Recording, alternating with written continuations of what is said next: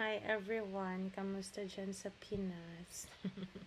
Hi Kuya DJ, finally the day has come, magsulod na gid ka sa school and I know kanigid ang imong ginahulat-hulat nga time and always know that you deserve this kay nakita gid ni God how faithful and true you are sa imong mga prayers and like very very specific gid ka sa imong ginapray so gigrant yun ni God sa imuha ang imong mga heart desires.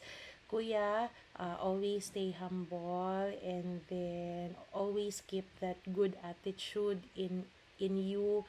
Kabalo man gyud tatanan nga naagid kay good attitude, good heart and young heart. Always remain that attitude kay kabalo ka kuya that will keep you on top gyud sa tanan, so that will go along further gyud ang kana nga attitude.